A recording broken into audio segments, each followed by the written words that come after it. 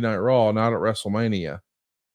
And I guess there was talk way back when of WrestleMania 15, the year prior, that maybe that was originally supposed to be a three-way. We know it wound up being Rock and Austin, but that would have been Mankind's spot as a three-way dance. And allegedly, Shawn maybe talked Vince out of it being a three-way.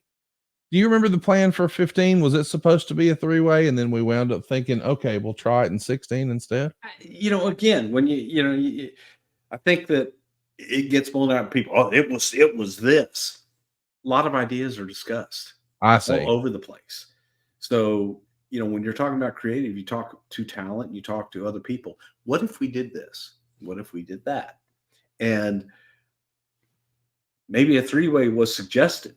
I don't think that a three-way, especially, with that attraction of Rock and Austin, was so strong. And that was the first one. It was just so strong. It made more sense for it to be, every time that you add another person, that spotlight gets wider and you lose focus on the stars that you really want to get behind. So it may have been discussed, seriously discussed. I don't know. But that's why, I always laugh and go, oh, this is what they had planned.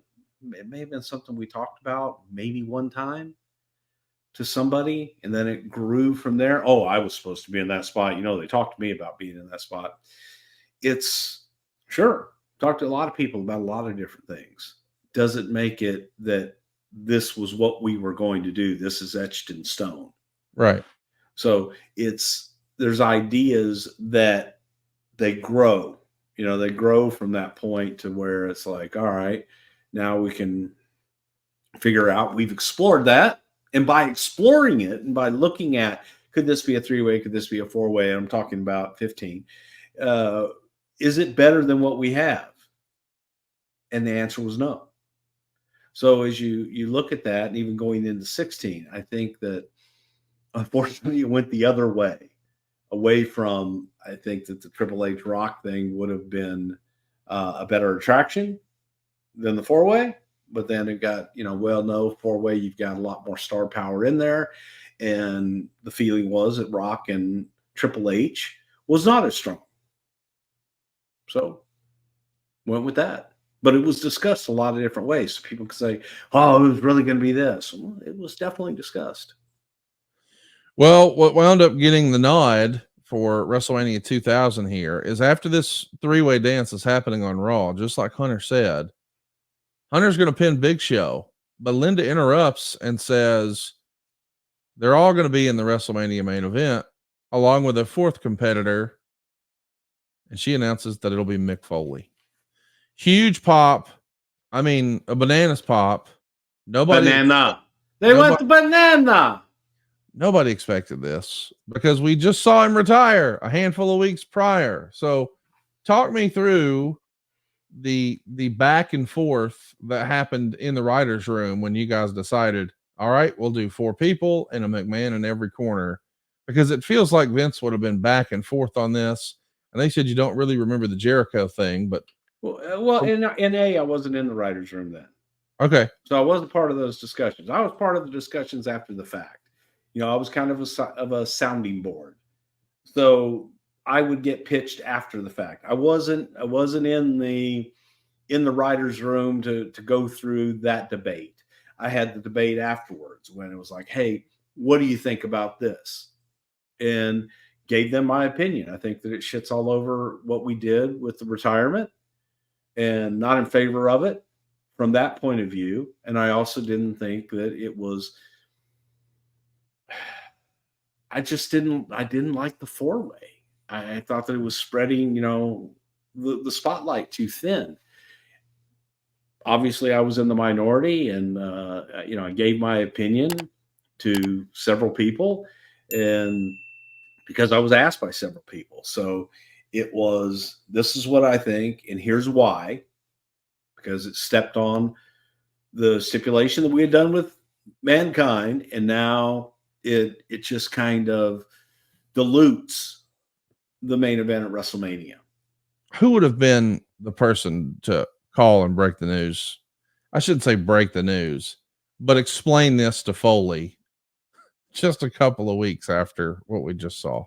God, it could have been anybody, you know. Yeah.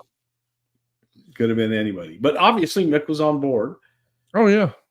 And Mick did it. So, you know, it's not like it's not like it's a hard conversation. Hey Mick, we're gonna put you in the main event of WrestleMania.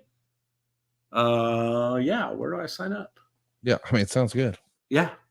Let's talk about some of the undercard stuff. It's an interesting state here in the WWE. You've got Jericho and Kurt Angle wrestling at No Way Out as champion versus champion, because Jericho is an IC champion and Angle is a European champion. Well, Angle gets the win, so now he's the champ, as Conor McGregor would call him.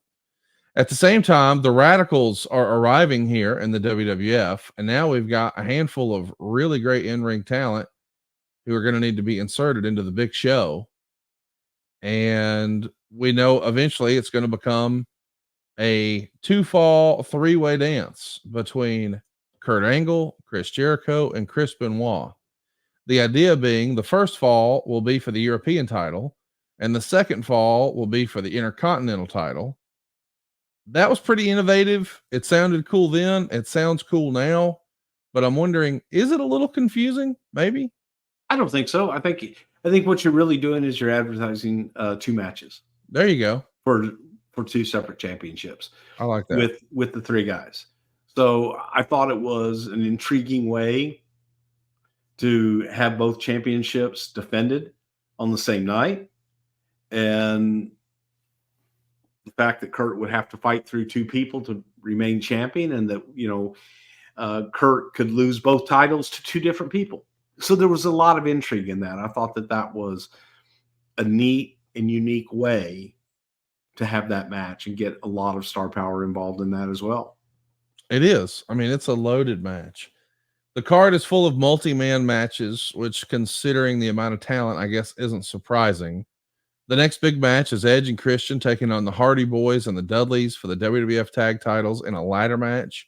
The build to this obviously starts with the Dudleys and Hardys back in the tables match at Royal Rumble. Fantastic match. Go out of your way to see that one, Royal Rumble 2000. And then at No Way Out, the Dudleys are going to defeat the New Age Outlaws to win the tag gold. Meanwhile, Edge and Christian defeat the Hardys when Terry Runnels turns on the Hardys to become the number 1 contenders. I mean, obviously those 3 teams would create so many magic moments on pay-per-view, certainly at WrestleMania, at TLC and 17. But we sort of get the precursor for that at WrestleMania 2000. Did you guys know almost immediately these 3 teams have chemistry? And then I'm sure Michael Hayes was pushing for more stunts, no? Oh God, yes. But you know, again, it was a marriage of those teams that they were similar in age, but similar in the desire to be the best and the desire to give them an opportunity, and they wanted to steal the show. And damn near did almost every time. It was tremendous chemistry, just a lack of fear from anything. So they were willing to do what it took to take it to the next level and to make people go, holy cow, man, that match just was incredible. Follow that. Right. And again, I just think that the Hardys, Dudleys, and Edge and Christian were 3 teams that were synonymous with innovation at that time frame in the business. Well, there's no doubt about that.